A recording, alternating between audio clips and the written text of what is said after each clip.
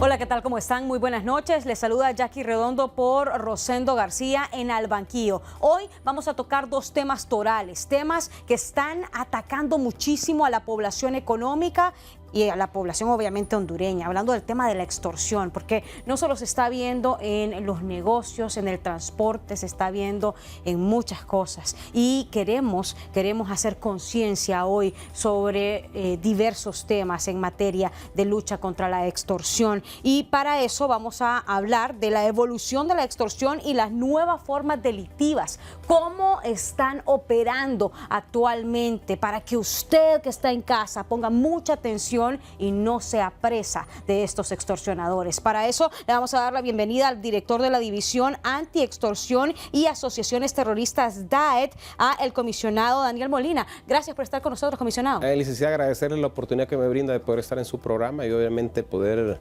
ser el conducto y llegar al seno de los hogares de toda la población hondureña y orientar, porque en el tema de la extorsión hay una red de mentiras que es importante que la ciudadanía conozca para que de repente, producto de la era de la comunicación, no caigamos en manipulaciones. Así es, y para analizar también este fenómeno se encuentra con nosotros el criminólogo Gonzalo Sánchez, a quien le agradecemos por estar con nosotros. Bienvenido. Gracias, licenciada, por la invitación a este excelente programa, y aquí estamos para aclararle algunos aspectos importantísimos a la ciudadanía.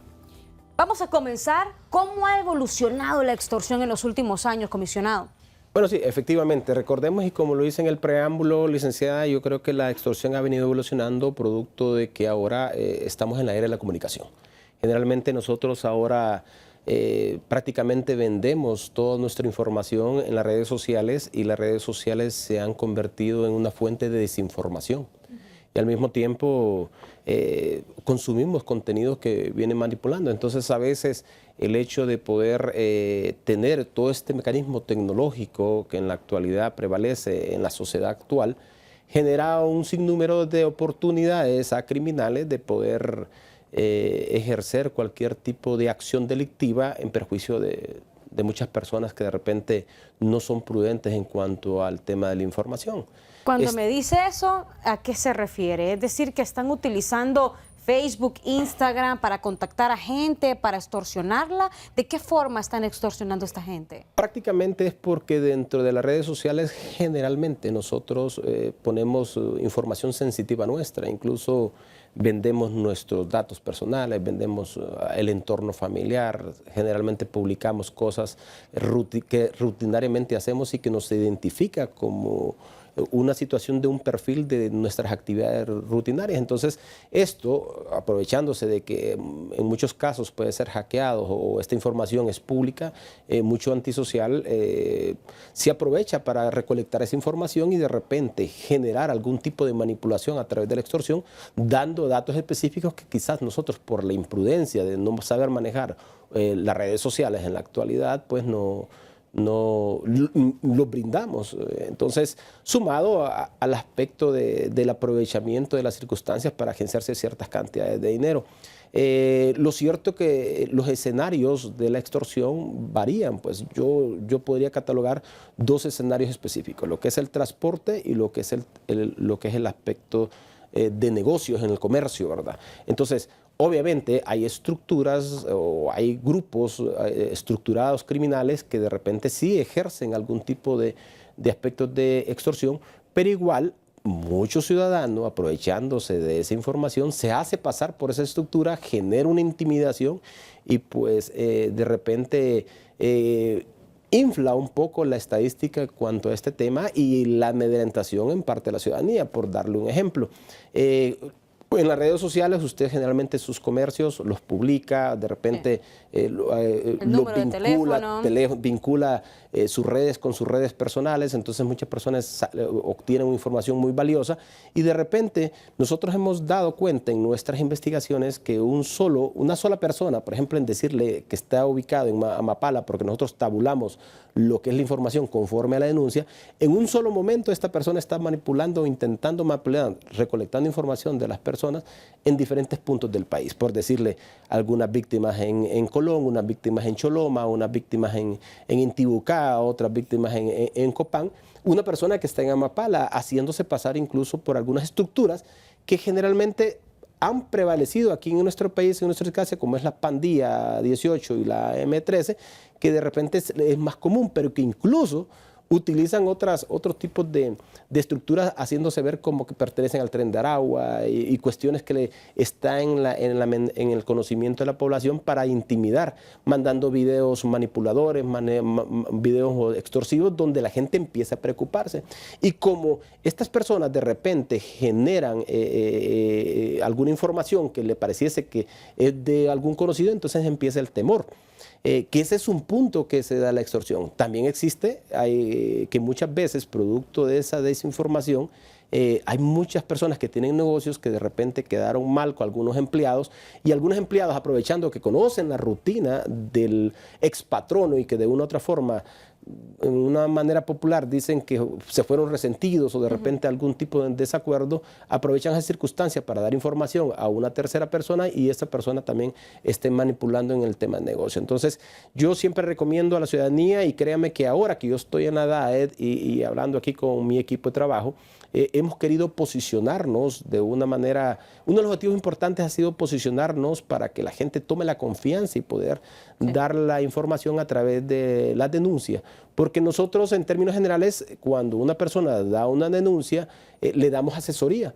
Y en la asesoría podemos determinar si en realidad son denuncias, ¿cómo se llama?, reales o denuncias que falsas. Falsas. Entonces, cuando son falsas y decimos que no hay ningún riesgo, nosotros tratamos de orientarlo para que simple y sencillamente apague su teléfono y que no lo haga. Ahora, ya vamos a hablar del porcentaje, comisionado, de esas denuncias falsas, porque dicen que es un porcentaje sumamente alto. Entonces, aquí usted tenga mucho cuidado si dice que anda en tal restaurante, que anda en tal lugar, porque usted no sabe quién lo está viendo y usted está dando su lugar. Aquí dice el comisionado que el tema de la nueva forma de extorsión se da a través de las redes sociales, mi estimado. Sí, a través de las redes sociales, muchas personas, no necesariamente antisociales, como decía aquí el comisionado, se prestan para intimidar a las personas, haciéndose pasar por miembros de estructuras criminales, haciéndose pasar por diferentes tipos de estructuras con el objetivo de obtener o agenciarse dinero. El otro problema es que muchas veces los ciudadanos a través de las redes dan mucha información. Si están en un restaurante, ahí mandan la foto que están cenando con fulano, con sultano y todo eso. Mire, estas redes criminales, aunque no lo creamos, tienen gente especializada que está trabajando precisamente solo en eso. Sí. Solo en eso, nada más, para detectar este tipo de actividades donde pueden ellos agenciarse dinero. Pero parte de eso la tendrán la culpa los ciudadanos por brindar mucha información. ¿Qué creen ustedes? ¿De dónde vienen más los mensajes extorsivos? ¿A través de las redes sociales o sigue siendo el teléfono celular el aparato más utilizado para extorsionar a la gente, comisionado? Es el teléfono celular, son las plataformas digitales. ¿Tienen ustedes alguna estadística de esto? Las plataformas digitales son el medio más usual de poder hacer la extorsión. Miren, de una u otra forma nosotros contamos con tecnología muy clasificada, en donde prácticamente si usted utiliza el teléfono directamente, usted prácticamente está sentenciando su destino. Ahora, las plataformas digitales es el medio donde utilizar, por ejemplo, WhatsApp o algún medio de comunicación, generalmente WhatsApp es donde la gente mayormente se comunica para tratar de extorsionar. Obviamente recolectando información del Instagram, del Facebook y de otros mecanismos. Recordemos que, si bien es cierto, estamos en una época tecnológica, pero nuestro país, nuestra cultura, el ciudadano común y corriente, incluso nosotros que somos personas pues que estamos en el ambiente, no conocemos a profundidad cómo se manejan estas redes. Prácticamente somos usuarios X de lo que es el uso. Hay otras personas que sí estudian lo que es aspectos de tecnología y saben cómo hacerlo. Es por ello que usted va a ver un tipo de estafa que aprovechan en este momento, es que usted le clonan su número de teléfono y que de repente a su nombre están solicitando préstamos porque tiene una emergencia o de repente quiere salir algo lo más pronto posible, y hay personas que sin antes de verificar esto pues caen y depositan fuertes cantidades de dinero. Yo he conocido amigos que de repente un familiar o un compañero de trabajo le mensajea en el momento que tiene una emergencia y que necesita 125,000 lempiras y que le depositen y saben que fueron estafados. Entonces la tecnología genera genera un sinnúmero de oportunidades a los criminales para de repente manipular. Yo le estaba comentando extra cámara que hay algo que está sucediendo y que es conocido y que a veces hemos escuchado las noticias, pero aún así muchas personas acá, conocidas, personas preparadas, personas que tienen su carrera acá, su imagen, su reputación, son objetos de manipulaciones que pone entredicho su reputación y que los pueden amedrentar. Sí. Yo vi un ejemplo hace poco de alguien muy conocido acá, bueno, conocido para mí y que tiene su carrera, que en Sudamérica hay bastantes redes de estafadores y resulta que generalmente típico una joven de cualquier país de Sudamérica empieza a mensajear con X persona acá y cómo tienen la capacidad de ellos de manipularlo, ¿verdad? Que en el sentido de que llega a un punto de que coquetea con la víctima que estando acá y empieza a compartir contenidos íntimos.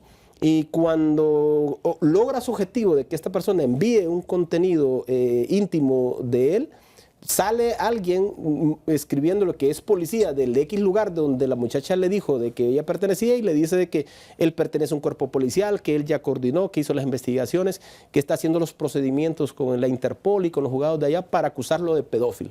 Sí, y de repente empieza a amedrentarlo y usted sabía que usted estaba compartiendo con videos íntimos con menores. Y mire, y le pide $3,000, $4,000 en el momento, ¿verdad? Y caen.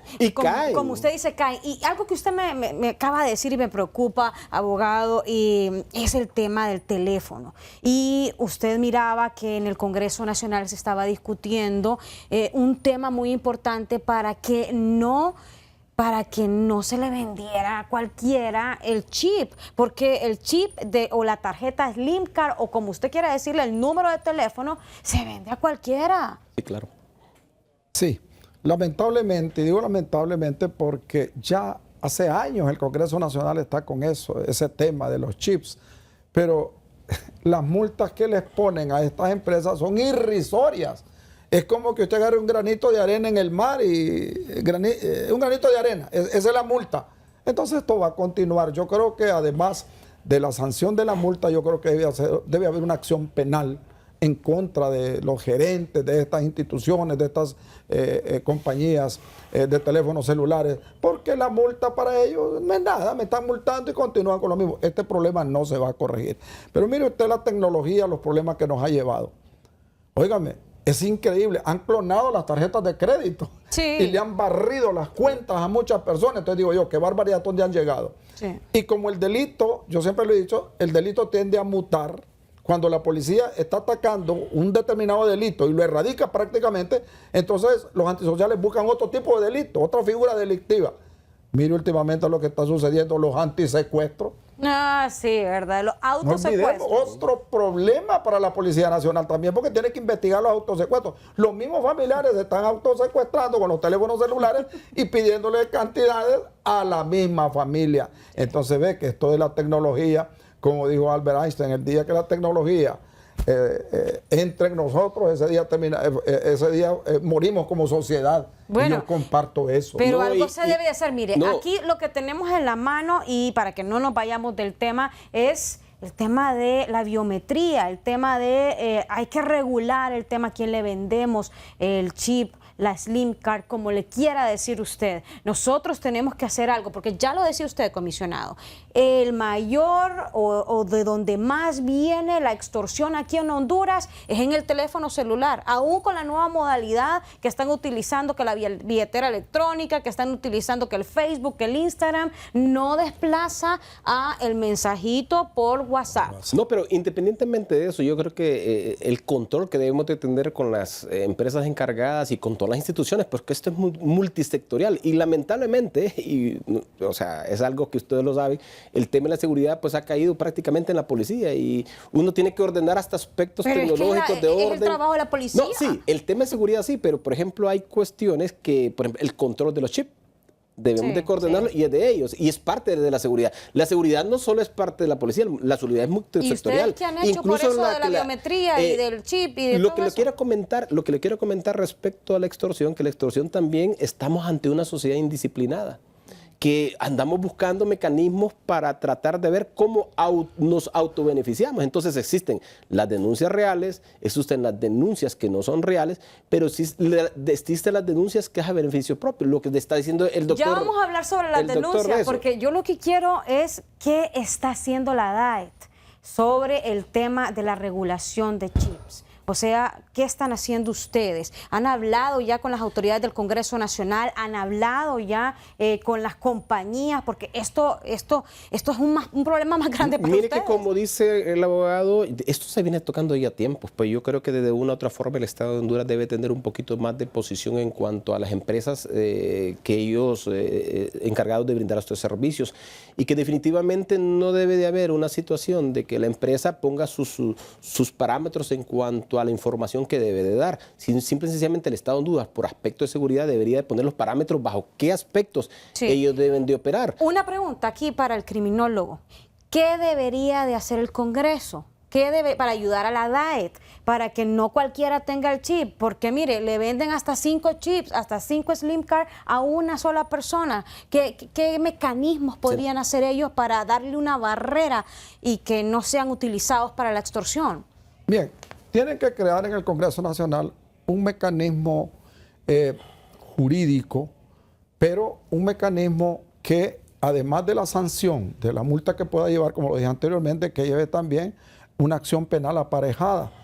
Porque lo que decía yo anteriormente es que es irrisorio multas y multas, pero eso no es disuasivo para estas empresas, a menos que le digan que el gerente va a ir preso por ese problema de los chips. Pero sí debe proporcionarle una herramienta a la Policía Nacional como un estamento jurídico, ¿verdad?, para poder actuar. Porque le preguntamos, ¿y la policía qué hace? No, es que no es la policía. El punto es que eso tiene que estar en una ley, regulado en una ley que venga del Congreso Nacional. La policía por sí misma no puede hacer. Un criterio importante, yo considero de que, por ejemplo, para que pongamos un aspecto más estricto en cuanto a la venta de chip, deberían de ser en oficinas oficiales de cada una de las empresas. Nada de pulperías que estén Nada vendiendo. de pulperías, no tercerizar esa venta, porque de una u otra forma, si la empresa terceriza a un distribuidor, que el caso de Daniel Molina de repente le puede decir, bueno, voy a venderle 20 chips al abogado Gonzalo, y el abogado González no sé qué hará con esa vaina.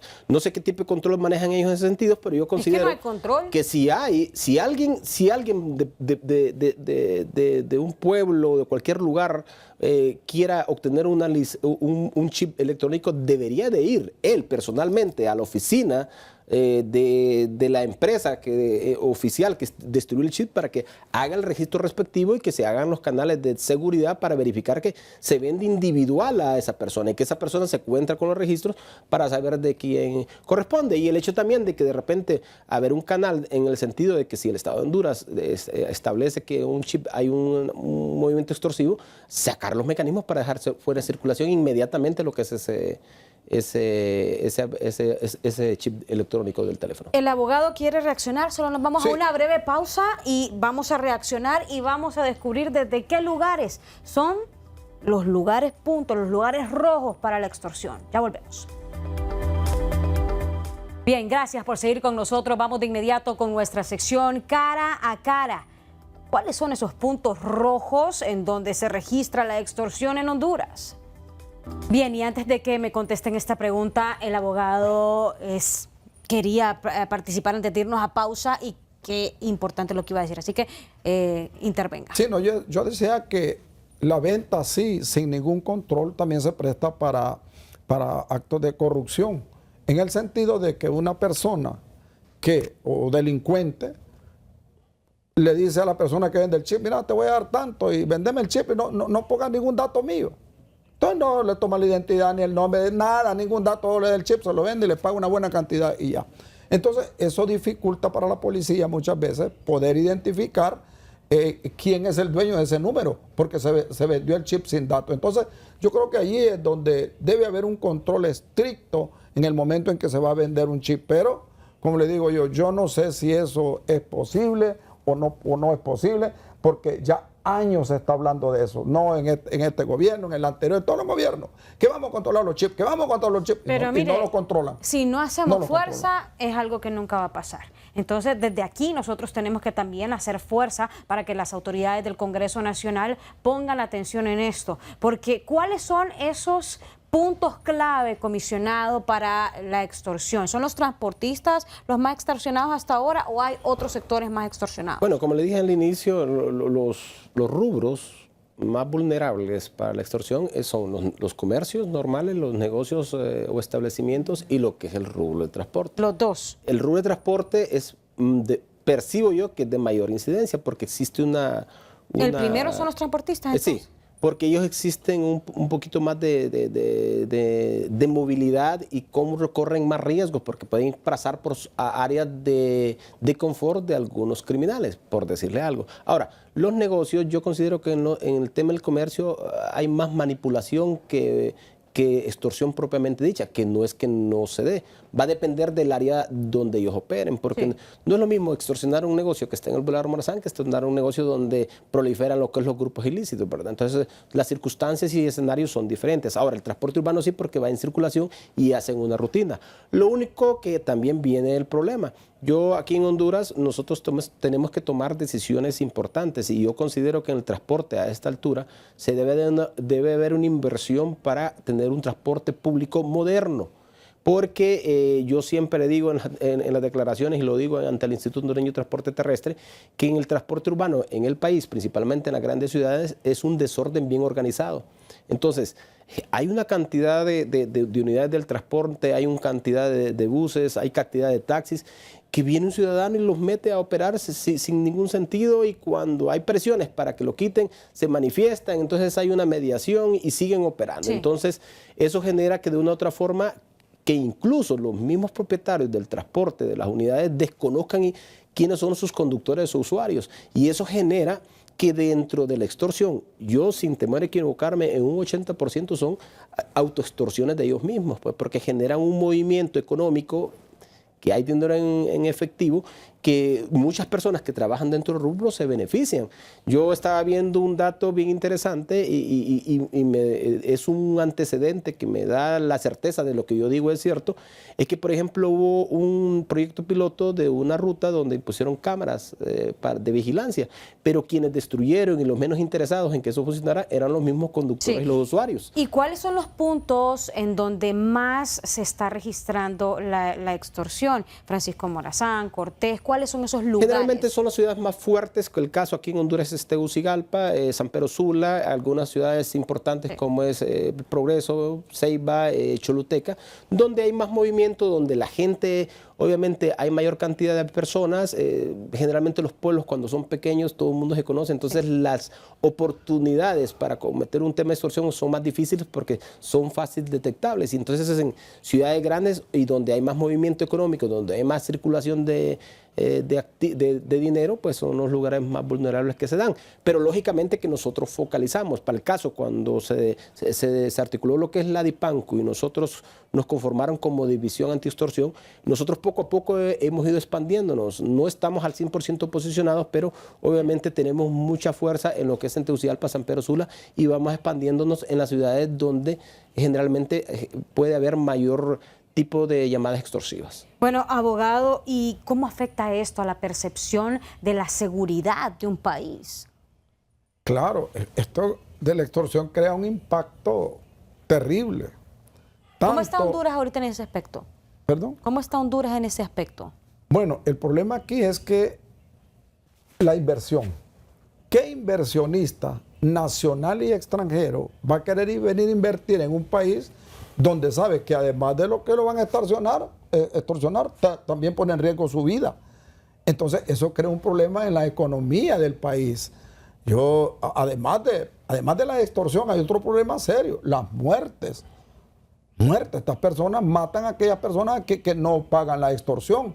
Entonces yo siempre le he dicho, una vez que se controlen estas estructuras, una vez que ya estas maras o estructuras sean desarticuladas, la ola de violencia y de criminalidad en el país se va a reducir por lo menos a un 30, y por mucho 40%. Se va a reducir la cantidad de homicidios una vez que se controlen a estas estructuras.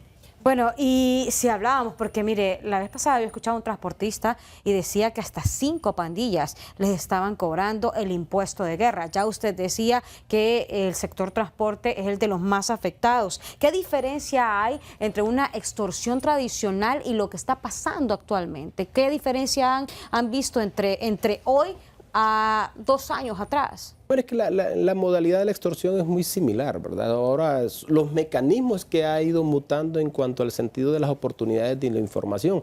El caso de las bandas, cuando un transportista dice de que son 5 bandas que lo están extorsionando, yo más considero que es mentira lo que está sucediendo ahí, porque nosotros pudimos detectar en una ocasión que se detuvo a un despachador de un transporte urbano, que él a instancia particular y en contubernio con muchos mismos conductores y despachadores, él estaba extorsionando en nombre como de 4 organizaciones. Por ejemplo, es común ver que aquí extorsionan, y yo cuando alguien me dice, mire, me está extorsionando, y me mandan un mensaje que dice el Tren de Aragua.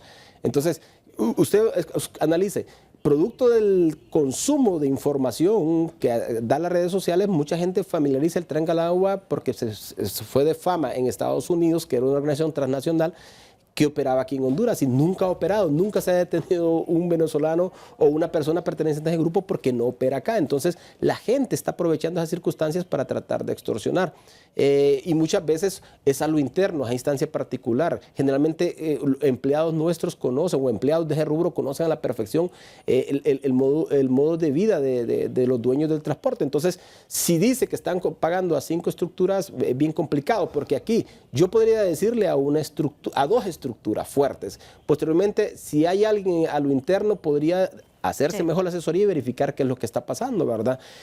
Hay grandes desafíos, definitivamente estamos tratando de dar nuestro esfuerzo, y nosotros en el día a día, usted mira por ejemplo el caso de la DAE, en un mes nosotros hemos publicado y hemos hecho golpes muy importantes. ¿Cuánta gente ha capturado ahorita?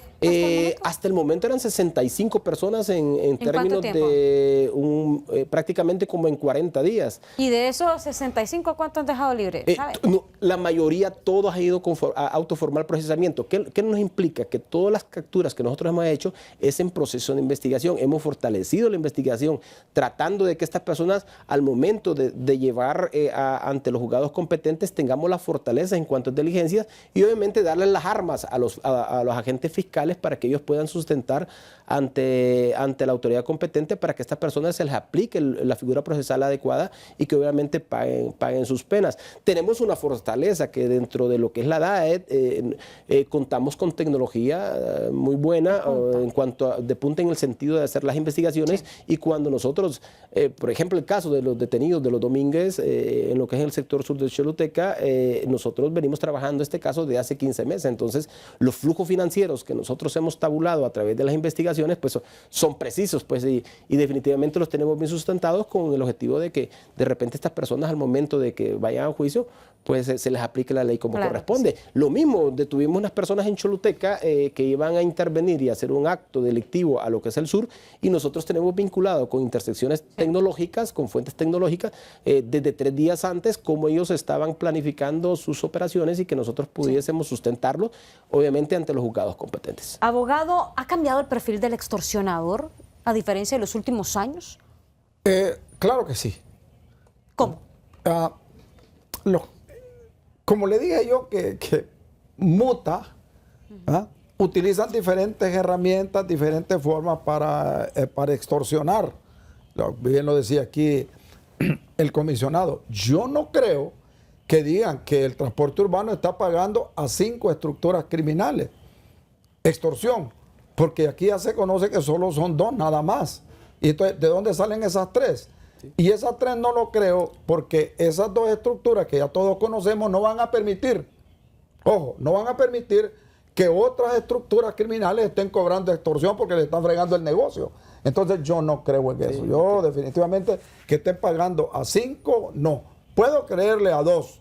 Y aquellos que se hacen pasar por miembros de estructuras criminales y se agencian dinero, y no es nada nuevo que las mismas personas que se dedican al rubro del transporte, algunos, hablemos de despachadores, hablemos de conductores, también están involucrados y también no pertenecen a estas estructuras criminales, pero le hacen creer a los dueños del transporte de que pertenecen a una estructura y es una forma también de agenciarse dinero. Abogado, me llama mucho la atención lo que decía el comisionado, que han capturado a 65 personas, 60 personas en 40 días. ¿Por qué cree usted que a pesar de los trabajos, a pesar de las capturas, este fenómeno no baja? Sí, ok. Yo siempre le he dicho, y hubo molestia en el pasado por estas declaraciones que yo di. Yo dije, no estamos haciendo nada, que estemos capturando la policía al que va a cobrar los 500 lempiras, al que va a cobrar los 1000 lempiras. No. Aquí ya basta, aquí. Aquí hay que irse ya a las cabezas, a la estructura. O sea, desarticularla no es fácil, porque se requieren también, además del apoyo que van a necesitar por parte del gobierno central, del presidente de la República, del Congreso Nacional, incluso que están colaborando. Yo le voy a decir por primera vez, yo miro voluntad política por parte de la Presidencia de la República, miro también voluntad política por parte del Congreso Nacional que está legislando. Imagínense que ya declararon a estas organizaciones como terroristas. Pero aunado a eso también hay que proporcionarle tecnología de punta de primer nivel a la Policía Nacional para que lleve a cabo estas operaciones. Y voy a hablar de algo que en el gobierno actual, durante su campaña política, dijo que no iba a haber más estado de excepción. Pero yo me pregunto, ¿cómo si ahora van a declarar a estas organizaciones como terroristas y va a facilitar a la policía sus operaciones policiales?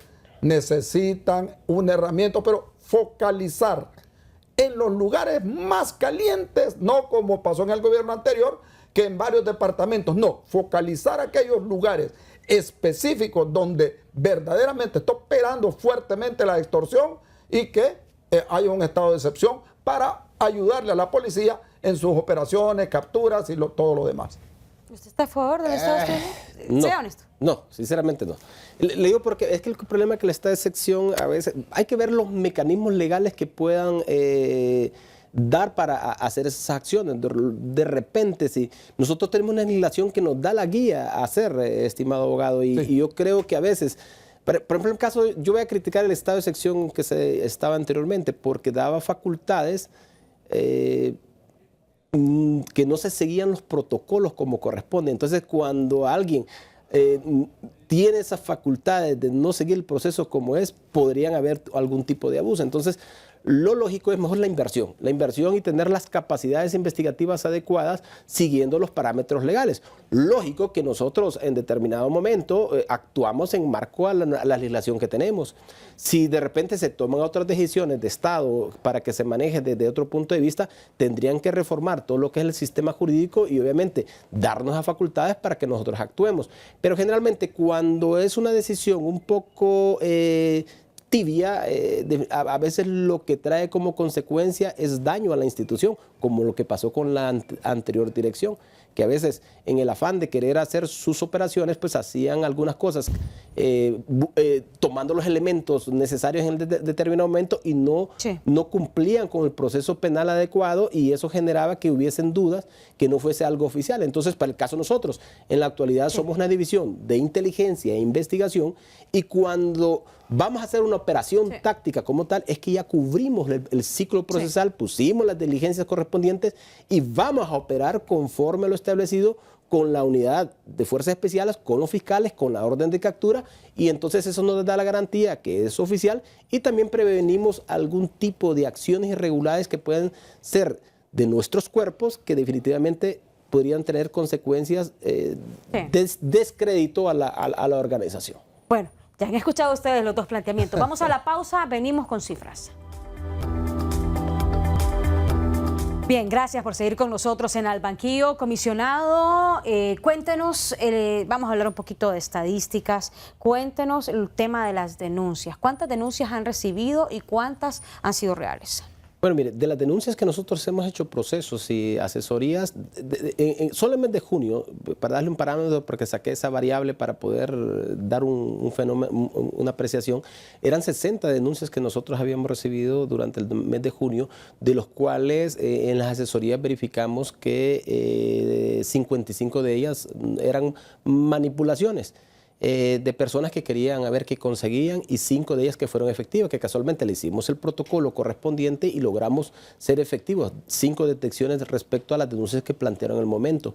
Ahora bien, de esas 55 también existen otro tipo de situaciones, porque hay gente que denuncia, pero para sustentarse y de posteriormente ir a Estados Unidos, tienen planificado viajar a Estados Unidos, a España, y entonces ellos quieren interponer una denuncia y no dan datos correspondientes, entonces nosotros no las valoramos porque de repente estas personas lo que quieren es dejar un antecedente de que denunciaron por extorsión para luego cuando estén en los países que es su destino, que emigraron, Es mentira, de repente pedir asilo político. Sí. Y también se da otro fenómeno que he estado viendo, hay muchas personas que yo he tenido la oportunidad de recibir denuncias de gente que está en los Estados Unidos, que familiares aquí dicen que los están extorsionando, que pagaron cierta cantidad de dinero y que les envíen y que quizás nunca ellos han interpuesto denuncias, sino que es falso. Los familiares están tratando prácticamente de extorsionar a su compañero poniéndose como víctima. Claro que sí. Bueno, ya saben, 90% de las denuncias son falsas, según las autoridades. 90% de las denuncias extorsivas son falsas. Que es lamentable, solo un 10% son reales. Vamos ahora a abordar un tema que pues nos mantiene también preocupados y tiene que ver con algunas mujeres que están siendo utilizadas por el crimen para cometer actos ilícitos. Vamos a mostrar un poco de cifras del Observatorio de la Violencia en los primeros 6 meses de las mujeres en el crimen y la extorsión en Honduras. Vamos a analizar el rol femenino, son 445 mujeres que han sido capturadas entre enero y julio de 2026 asociadas con delitos, con robo, con extorsión, 523 detenciones en todo 2025, 74 capturas promedio por mes en el 2026, es decir que hay un incremento del 72% de aumento mensual versus al 2025 de mujeres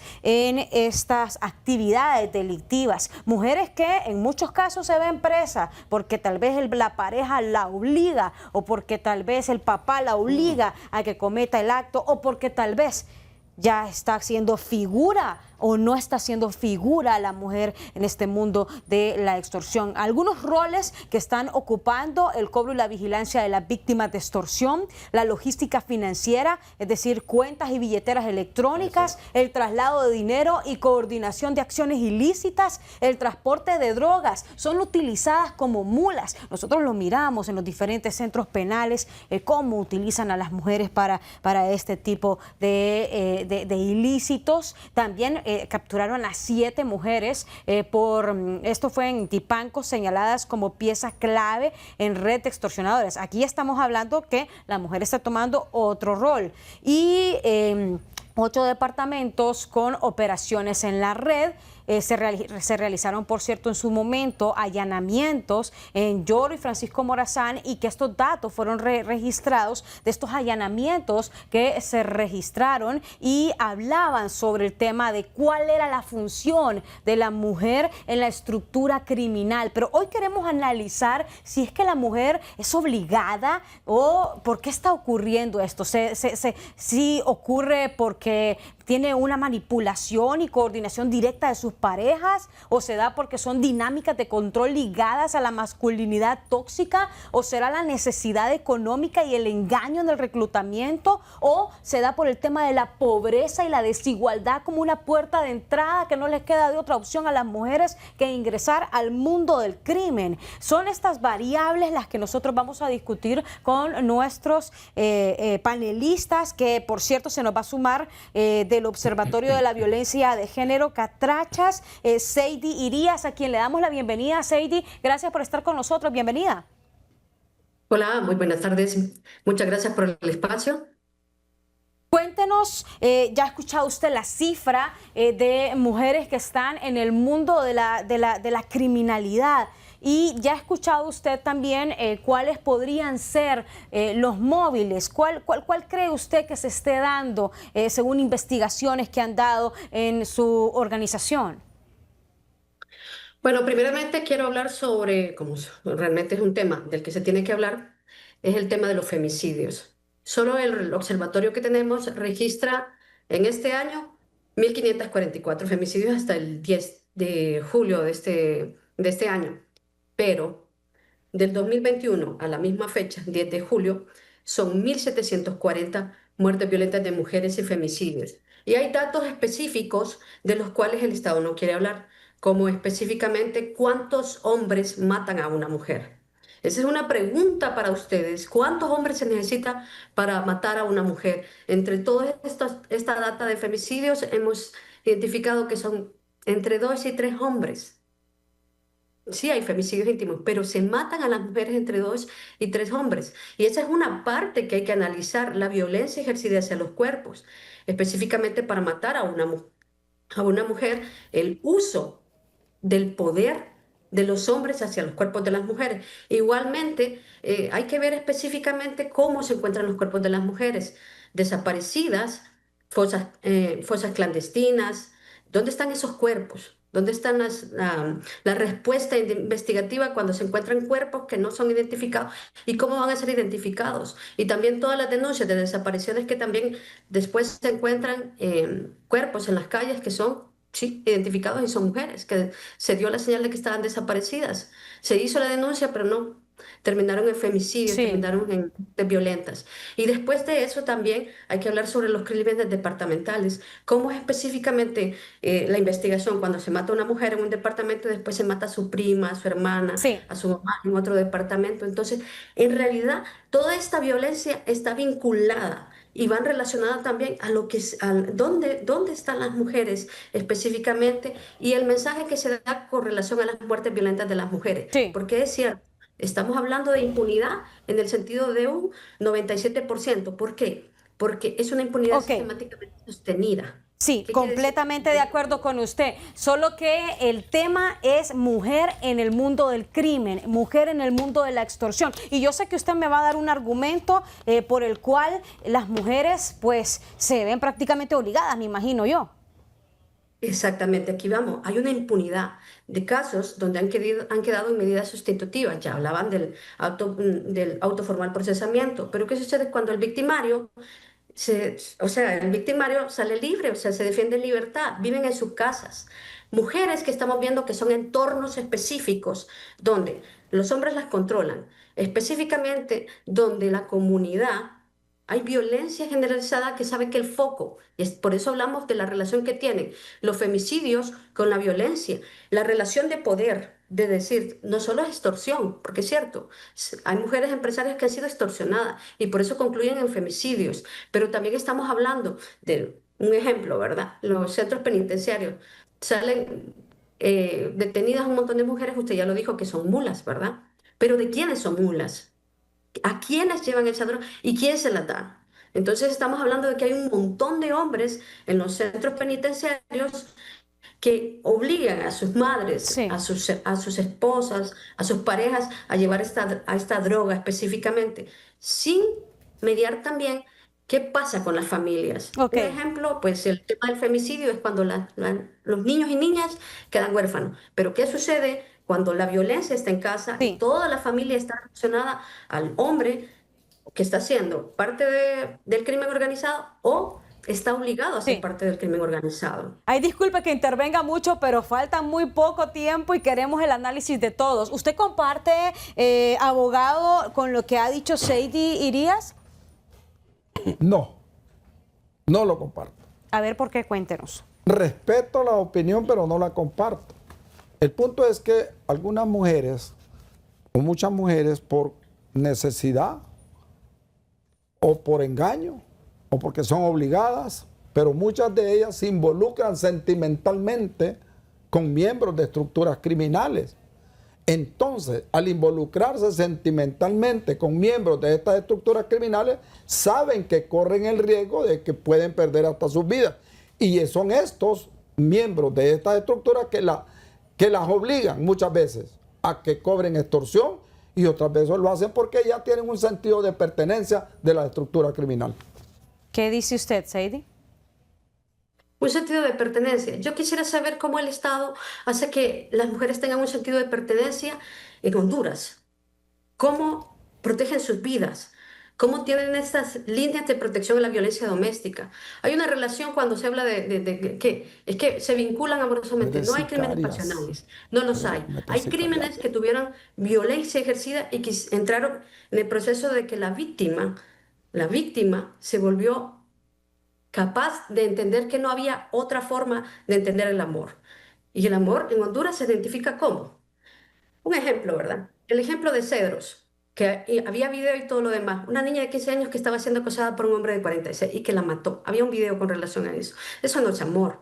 Pero muchas mujeres están relacionadas a eso, a ese vínculo, porque no hay un control, no hay una forma de cómo prevenir esta violencia hacia las mujeres, donde el control de los cuerpos es como, yo te amo, entonces te amo y tienes que hacer todo lo que yo te diga. Entonces, y son niñas de 15, 14 años que también estamos viendo, que han sido forzadas a entender que el hombre dirige y menciona esto de que el trabajo del hombre es hacer delincuencia, vivimos así, tenés que llevarme la droga, tenés que hacer esto, tenés que llevar a mis hijos, tenés que hablar por mí. Entonces, esta violencia está siempre ligada a la línea del poder, el control patriarcal, el machismo relacionado a este tema de cómo a las mujeres las usan. Son herramientas y han usado todas estas relaciones que llaman pasionales, pero que no lo son, porque hay un Sí. círculo de la violencia.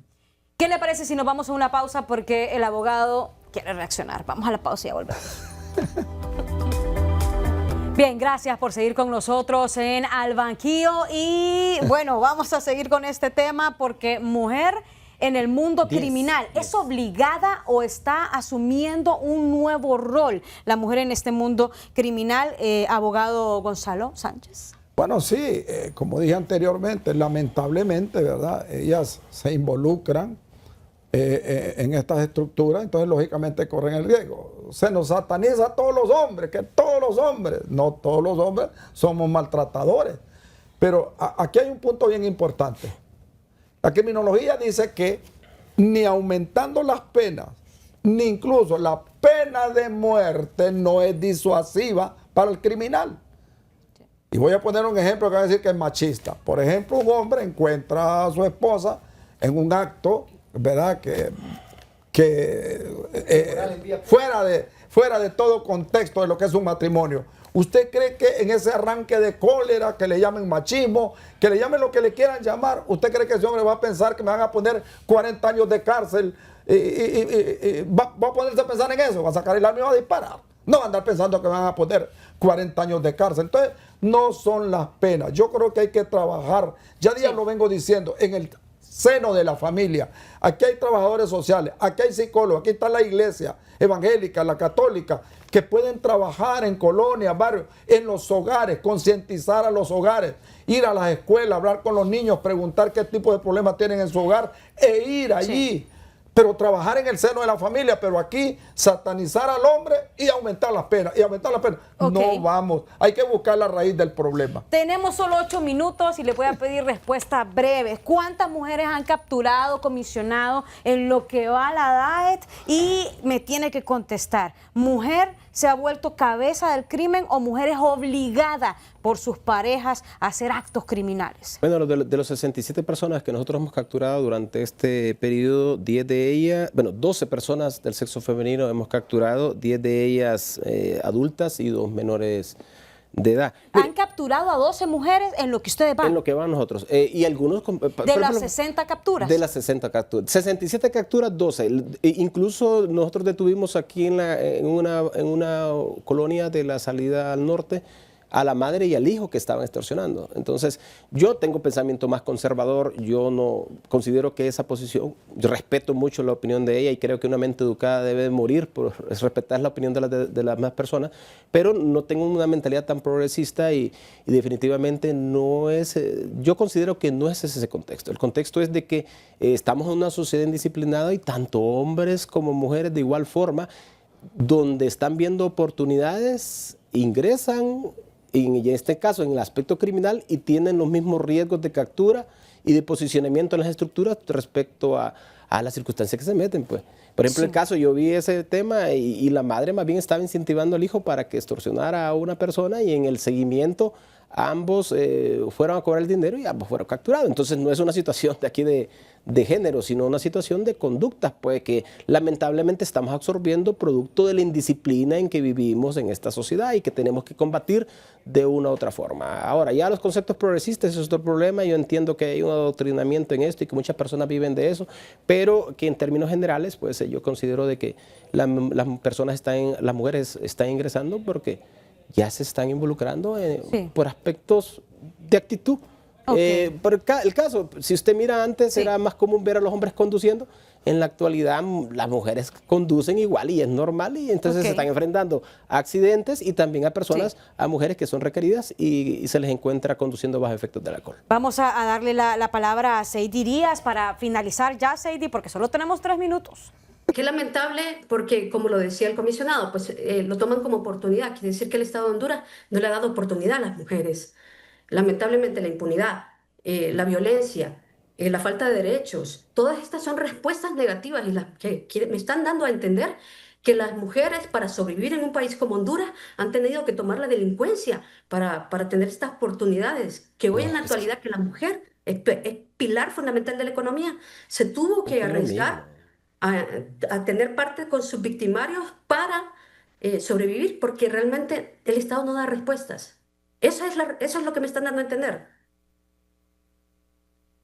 No es cuestión de género. Usted tiene las oportunidades a qué dedicarse, pues. Entonces, criminal o hacer el bien. O sea, en ese sentido, pues las oportunidades están para hacer el bien. Si somos una ciudad disciplinada, debemos de buscar el bien, pero hay unas personas que buscan el mal.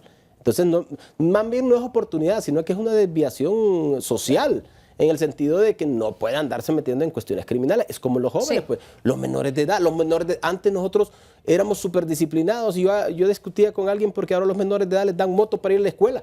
¿Pero qué le da moto a un menor Sí. de edad? Si eso es va en contra de la ley. Pero Comisionado. ¿cómo van a ir al colegio? Antes usábamos bicicletas nosotros. En 30 segundos, Seidy, debimos haberle dado más espacio a este tema. Sin lugar a dudas, este tema lo debimos haber hecho de 1 hora. Seidy. Pues sí, qué pena, ¿verdad? Porque las estructuras criminales son por hombres. Y la verdad siempre han sido por hombres y han metido a los jóvenes, han metido a las mujeres. No controlar el sistema criminal, que realmente es una fuerza patriarcal, que realmente usa el poder hacia los cuerpos y los desecha. Porque los cuerpos de las mujeres son desechables y vemos que también los jóvenes entraron en esa línea. Qué terrible que no se pudo prevenir, qué terrible que no se dieron la oportunidad de los presupuestos y también la investigación para destruir estas estructuras criminales que fueron creadas por hombres. Bien, gracias, Seidy Díaz del Observatorio de la Violencia de Género Catrachas. Sin lugar a dudas, vamos a proponer este tema para a darle un análisis más amplio, porque solo le dimos 20 minutos, pero siento que necesitaba aún más, un análisis más profundo. Y la comprometemos a usted, Seidy, para que se venga aquí con nosotros presencialmente y estemos debatiendo este tema. Muchísimas gracias. Gracias también al criminólogo Gonzalo Sánchez y también al comisionado Daniel Molina, director de la División Antiextorsión y Asociaciones Terroristas DAE. Muchas gracias. A la orden, a la orden. Gracias por invitarnos. Gracias por invitarme. Bien, muchísimas gracias a usted por su fiel sintonía. Buenas noches.